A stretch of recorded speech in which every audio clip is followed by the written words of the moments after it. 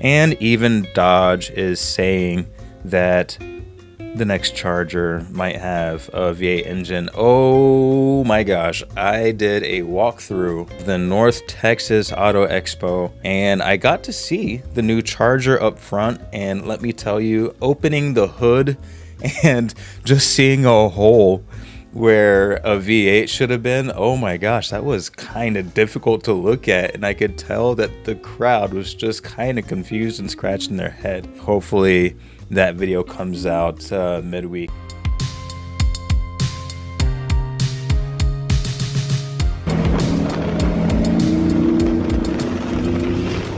What's going on? It's your boy Dalton from the Petrolist, and guess what? I almost did not turn on my microphone. I was going to be speaking into this thing. Luckily, I've got the headphones, so I was like, how come my voice isn't sounding amplified? And that's because the mic wasn't on. That would have been crap, because I would have talked for like 10 minutes and then I would have had to re-record it, but I don't have to. So we can get straight into the Mercedes C63. Apparently in 2026, it might end up getting a V8 again. I think it was in the last couple of years, the Mercedes C63 AMG or whatever had, I want to say, an inline turbo 4-cylinder, 2 liters, and some kind of a hybrid engine. Not great for maintenance, not great for sound, and not great for petrol headism. And let's face it, that's typically who's going to be buying enthusiast cars, people who are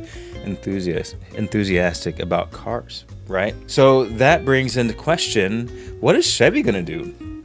I mean, Chevy is saying that they're going to make the next Camaro is going to be a 4-door electric vehicle. Mercedes is walking back from that stuff. Porsche is walking back. I feel like I talk about this every week, so I'm not going to stay on the subject for very long. Ford is maintaining the V8 muscle car, and even Dodge is saying that the next Charger might have a V8 engine. Oh my gosh, I did a walkthrough of the North Texas Auto Expo and I got to see the new Charger up front, and let me tell you, opening the hood and just seeing a hole where a V8 should have been, oh my gosh, that was kind of difficult to look at, and I could tell that the crowd was just kind of confused and scratching their head. Hopefully that video comes out midweek. It is in the editing room right now, so subscribe. Keep your eye out for it. You know who else is thinking about bringing back a naturally aspirated V engine? Formula One. That's right, a naturally aspirated V10 could be scorching its way down GP tracks once again. I don't know when that's going to happen. Ben Sulayem, in one of the few awesome things that he's ever said, was saying that Formula One should have a naturally aspirated V10 roar. You know, if you can make up some rules on the fly about drivers cussing and stuff, then I'm sure you can make up a rule on the fly about a V10. And we're gonna talk about those rules a little bit more. My boy Gordon Ramsay stood up for the drivers. I'm gonna touch on that. The Flexi Wing. The Formula One is gonna be doing a clampdown on the Flexi Wing, and that is going to be introduced for the 2025 season. And rumor has it they just don't want anybody talking about the Flexi Wing anymore. They don't want it to be a topic of conversation. Who's got the Flexi Wing? Was a McLaren faster because it had the mini DRS? What about Mercedes and the little front wing? Minimal downforce whilst going fast in straight line. They don't want that to be a topic of discussion. And 2025 might just be a really good season after all. Now, there is one team that isn't extremely happy about that, because as far as I know, Red Bull did not have a Flexi Wing in the 2024 season, and only like a month or two ago, the FIA was saying, hey, you know what? We're kind of fine with the Flexi Wing how it is. And Red Bull, you can't be mad at them. They probably went forth and were like, hey guys, if we're going to be competitive, and we really want to be competitive and make sure that Max Verstappen stays with us, then we're going to have to spend some time and money developing a Flexi Wing. And we already know that Red Bull is fighting to put more time into development for the 2026 cars. So if they peeled away from that mission to do anything for the Flexi Wing, and then the FIA just said that there is no Flexi Wing, I can sympathize with Red Bull. I can see why they would be upset, because you'd have spent there's only a matter of months between the end of the old season and the beginning of the new season, so every minute is critical. The cost cap is on there, so every dollar is critical. So if you spent even 50 cents on a Flexi Wing and then the FIA said that it's not going to be available anymore, I can see how folks would be upset. I'm going to talk really quickly about the F175 event. I don't know if you watched it or not. I did. And actually, matter of fact, both my wife and I did. She's a Formula One fan as well. And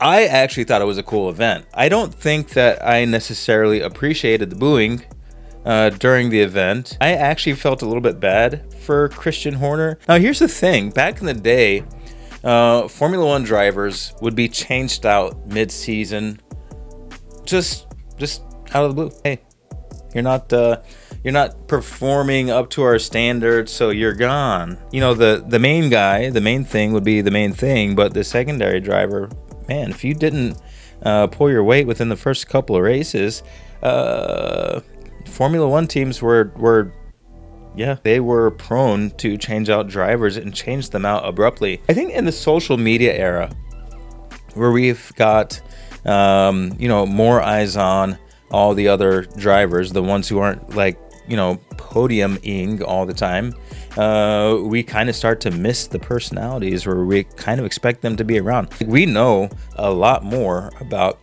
Checo Perez than we possibly should have in the past. We wouldn't have known about him. But you know what? Times, they are changing, and I think that both Mercedes and their completely unceremonious and also, I would say, kind of tone deaf departure with Lewis Hamilton, that cost them some fans. Ferrari is with the times. They gave Sainz, I would say, almost too good of a send-off. No, I won't say too good, because you know what? These drivers are human beings. When you put your life on the line for a team and you're, driving your butt off, I think just a nice farewell, even if you're going to another team, would probably be a nice thing. And I think that Mercedes bottled it, and I think that Red Bull kind of bottled it too, and Ferrari has shown that they are the masters of PR. I mean, they gave Sainz a great send-off. They gave Hamilton a great onboarding, and they are trying to strike a balance with Charles Leclerc. If you watch the F175 event, it was the number 16 that was rolled out on the Ferrari, not the number 44. So Ferrari's very sensitive to this. They're trying to make sure that things are well balanced. But I digress. Going back to the booing. Yeah, I don't know if that was helpful, but then, what wasn't really helpful either is, I think Verstappen came out, a day later or 2 days later and said, if Lewis Hamilton gets booed in the Netherlands, that's kind of, toughen up or whatever. Two wrongs don't make a right. It's just that simple. I don't think that folks should be getting booed like that. I mean, Red Bull didn't do anything egregious. Yeah, they may have done stuff that that fans didn't agree with, but I don't know if it.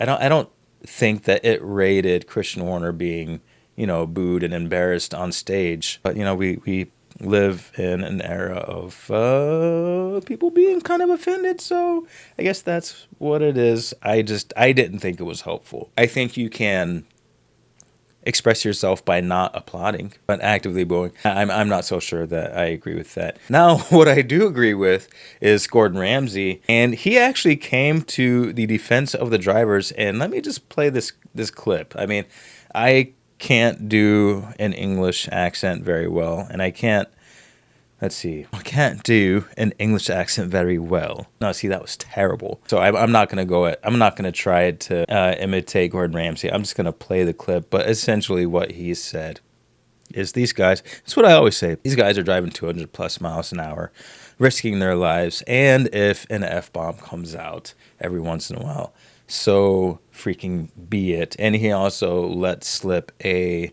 cuss word to great applause by the audience. Now, again, I tend to try not to use curse words, but given the context of why the FIA wanted to find these guys, given the context, I did think that it was a little bit asinine that they would do that. Here's that clip from Gordon Ramsay. It's the fact that these athletes are pushed themselves to the extreme. So sometimes if it comes out, let them be real. Let it go. Come on.